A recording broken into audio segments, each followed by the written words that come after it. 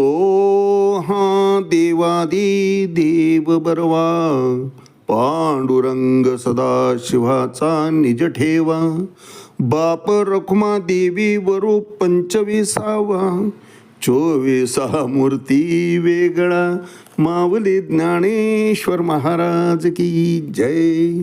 एक तरी ओवी अनुभवावी या ज्ञानयज्ञात आपण श्रीमद भगवद्गीता अध्याय 8 त्यातला श्लोक क्रमांक 22 आणि माऊलींनी या श्लोकवर ज्ञानेश्वरी 8व्या अध्यायामध्ये 191 क्रमांकाच्या ओळीनं केलेलं भाष्य याचं आज आपण चिंतन करणार आहोत. पुरुषस्य परापार्थ भक्त्या लभ्यस्त्वनन्यया यस्यांतस्तानि भूतानि येन सर्व मिदन्ततम्. अर्थात भगवंत कसा आहे तर सर्व शक्तिमान आहे, सर्व श्रेष्ठ आहे, सर्व व्यापक आहे आणि अशा या सर्वाची प्राप्ती ही अनन्य भक्तीद्वारा सहजपणे करता येते.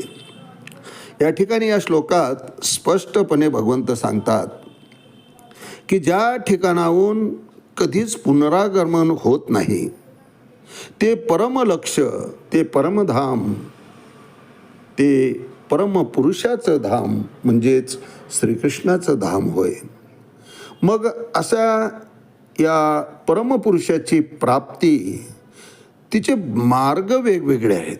कोणी जप करतं, कोणी तप करतं महाराज, कोणी संन्यस्त होऊन संपूर्ण आयुष्य वाहून घेतं, तर कोणी आपले कर्तव्य कर्म करत असताना भक्ती मार्गानं त्याच्या ठिकाणी लीन होतं. या सगळ्या मार्गांमध्ये भगवंत सांगतात आणि माऊली तेच वर्णन करतायत की भक्तिपंथ हा फार सोपा आहे. भगवंताचं होऊन जावं, अनन्य भाव आपल्या अंतःकरणामध्ये निर्माण झाला की भगवंताकडे जाण्याची आवश्यकता पडत नाही, भगवंतच अशा भक्ताकडे येत असतो महाराज.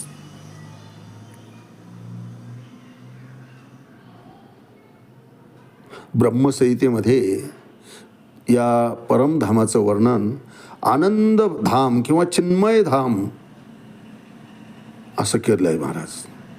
आनंदाशिवाय त्या ठिकाणी दुसरं काहीच नाही, दुःखाचा लवलेश नाही महाराज, भोगवृत्ती नाही.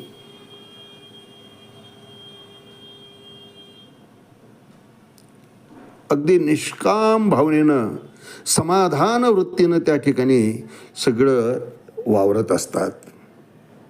असं हे जे स्थान आहे जिथे सर्व काही दिव्य आहे महाराज. न तद्भासयते सूर्य न शशांको न पावकः. सूर्य, चंद्र किंवा अग्नी यांना त्या ठिकाणी उजेड करण्याचा प्रश्नच येत नाही. अहो तेच त्या धामातून प्रकाश घेऊन आलेले असतात. त्यांचं प्रकाशाचं बळ हे त्या धामातून त्यांना प्राप्त झालेलं असतं. त्या सर्व व्यापक विश्वात्मकाकडून त्यांना ते प्राप्त झालेलं असतं. त्यांच्या उजेडाची त्या ठिकाणी आवश्यकता नाही महाराज. दिवस रात्रीचा तिथं प्रश्नच नाही. दैदिप्यमान असं ते धाम आहे, आनंदमय आहे. तिथलं सर्व वैविध्यपूर्ण आहे महाराज.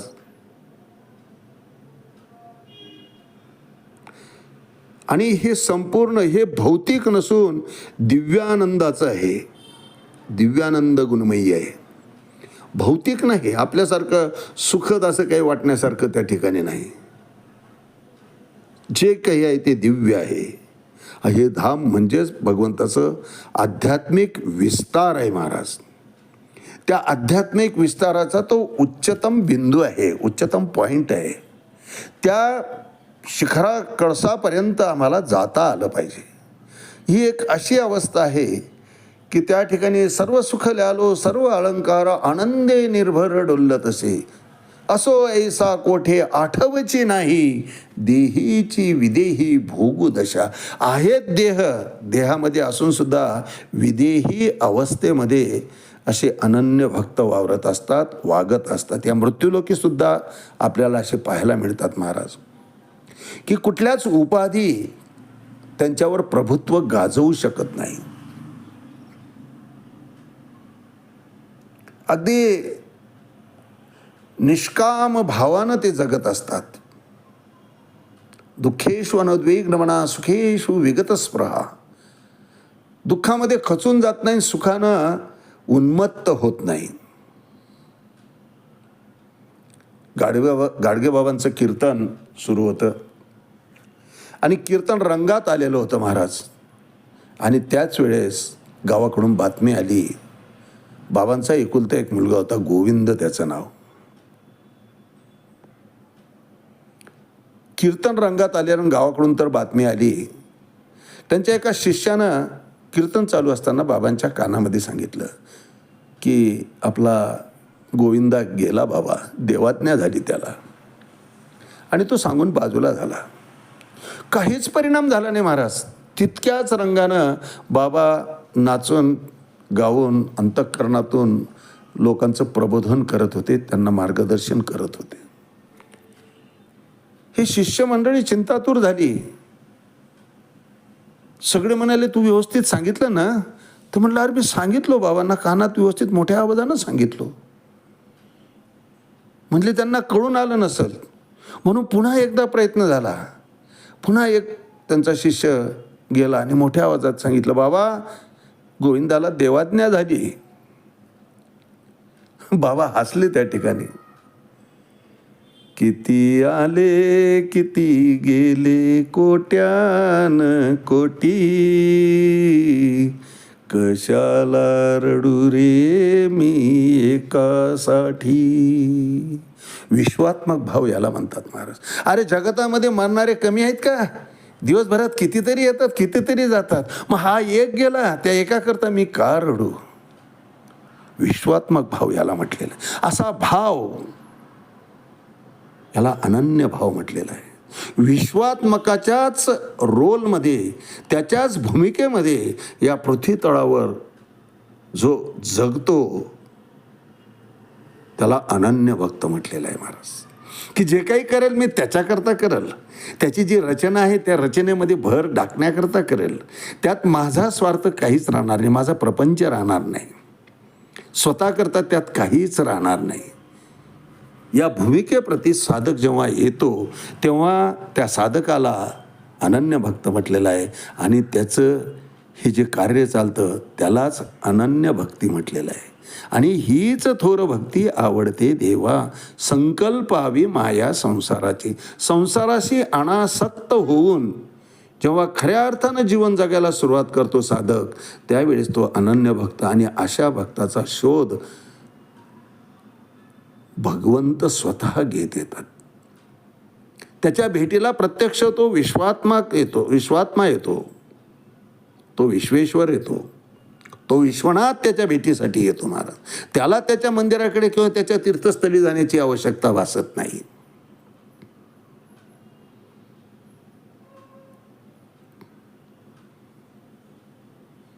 देहाला उगीच उपास तपासानं ते उपद्रव देत नाहीत.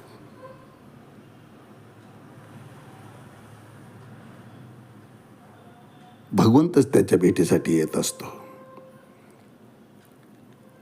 आणि नुसतं भेटीसाठी येत नाही महाराज, त्याला सगळ्या सिद्धी भगवंत प्रदान करतात आणि ते त्याच्या काहीच उपयोगात नसतात. ती सुद्धा परीक्षा असते महाराज. कुठल्याही ममतेमध्ये तो आसक्त होत नाही. नाहीतर आता बाबांचा एकुलता एक मुलगा, हो एकुलता एक मुलगा मेल्यानंतर जिथं भगवंत सुद्धा रडतात तिथं अश्रूही न येणं किती वैराग्य आहे. याला वैराग्य म्हटलंय महाराज. हे खऱ्या अर्थानं गीतेमध्ये भगवंताने जे मार्गदर्शन केलेलं आहे योग्याचं लक्षण सांगताना की दुःखेषु अनद्विग्नमना सुखेषु विगतस्पृहा वितराग भयक्रोधा स्थित धीर मुनिरुच्यते. त्याला मुनी म्हटलेलं आहे, त्याला साधक म्हटलेलं आहे, त्याला संत म्हटलेलं आहे, त्याला अनन्य भक्त म्हटलेलं आहे. की जो दुःखामध्ये खचत नाही, सुखामध्ये माजत नाही. दोन्ही समशत्रौच मित्रेच तथा मान अपमान यो. शत्रू आणि मित्र त्याच्या ठिकाणी सारखे राहतात, मान अपमान त्याच्या ठिकाणी शून्य झालेले असतात. कोणी वंदा अथवा निंदा चालू आहे आपला धंदा. काय नाम ओढतो, काय माळ घालतो, काय यात्रा करतो, काय तीर्थाला जातो, कोणी कितीही टोमणे मारू द्या महाराज, एकदा तो मार्ग पकडला की एक नाम केशव, असा अनन्य भाव ठेवून तो ईश्वर तत्वाशी एक रूप होऊन गेलेला असतो.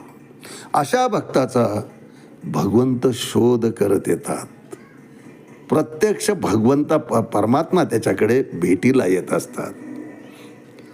त्याचा हा जो अनन्य भाव आहे ती अनन्य शक्ती असते खरं तर, आणि त्या शक्तीमुळंच भगवंत त्याच्याकडे आकर्षित होत असतात.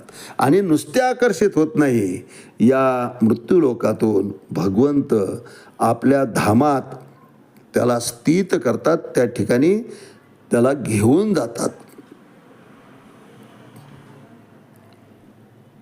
अनन्य चिंतिके चित्ते चित्तीत साते माते उपासती तयते मीची सेवी भगवंत म्हणतात. त्याला माझ्याकडे येण्याची गरज नाही, मीच त्याच्याकडे जात असतो अर्जुना. यावर भाष्य करताना माऊली ज्ञानेश्वरी 8वा अध्याय 191 क्रमांकाच्या वेळी म्हणतात, ऐसे जाणोनी योगीश्वर जया ते म्हणती परात्पर, जे अनन्य गतीचे घर गिवसीत ये. तेच म्हणतायत माऊली या ठिकाणी. ऐसे जाणोनी योगेश्वर जया ते म्हणती परात्पर. भगवंताची व्यापकता, भगवंताची समर्थता, भगवंताचं विस्तीर्णता, भगवंताचं स्वामित्व, हे अशा प्रकारचा भगवंत ज्यांना कळून येतो, भगवंत स्वरूपाची पूर्ण जाण होते, जया ते म्हणती परात्पर, असा जो परमेश्वर आहे, जो व्यक्ता अव्यक्ताच्याही पलीकडे आहे, वेदांनाही कळणारा अवघड आहे, जपतप्यांना कळायला जो अवगत आहे, तो परमात्मा, तो योगेश्वर जया ते म्हणती परात्पर, जीव प्रकृती यांच्याही पलीकडे तो असतो, जे अनन्य गतीचे घर. पण तो कसा आहे, त्याच्याशी एकनिष्ठता जर साधता आली तर गिवसीत ये, तोच शोधत येत असतो अशा भक्ताला. ऐसे जाणोनी योगेश्वर जया ते म्हणती परात्पर, जे अनन्य गतीचे घर गिवसीत ये. अर्थात असे त्या पुरुषाचं जे परमधाम आहे, त्या परमपुरुषाचं जे परमधाम आहे, उच्चतम धाम आहे, दिव्य धाम आहे, ते धाम जाणूनच श्रेष्ठ योगीजन त्याला जीव प्रकृती याच्या पलीकडचा म्हणतात. की बाबा रे, हा समजण्यास इतका सोपा नाही. तो एकनिष्ठ परमात्मा अशा अनन्य भक्ताचा शोध करीत स्वतः त्यांच्या घरी येत असतो. असे भक्तांची घरी कामे न सांगता करी, थोर प्रेमाचा भुकेला हाची दुष्काळ तयाला. फक्त भावाचा भुकेला, अनन्य भाव निर्माण झाला की त्या भक्ताच्या सहवासात प्रत्यक्ष तो परमात्माच येत असतो, नुसता येत नाही. तो वाट दावी करी धरून या, त्याचा वाटाड्या होऊन जातो, त्याचा रस्ताच चुकू देत नाही. शेवटी अंतिम धामापती म्हणजे मोक्षाची प्राप्ती त्याला सहजपणे घडवून आणत असतो प्रत्यक्ष परमात्माच. ऐशे जाणोनी योगेश्वर जया ते म्हणती परात्पर, जे अनन्य गतीचे घर गिवसीत ये. आज याच ठिकाणी थांबूया. रामकृष्ण हरी पुंडलिक वरदा हरी विठ्ठल. श्री ज्ञानदेव तुकाराम पंढरीनाथ भगवान की जय. माऊली ज्ञानेश्वर महाराज की जय. जगद्गुरु तुकाराम महाराज की जय. शांती ब्रह्म एकनाथ महाराज की जय. आदि शक्ती मुक्ताबाई की जय.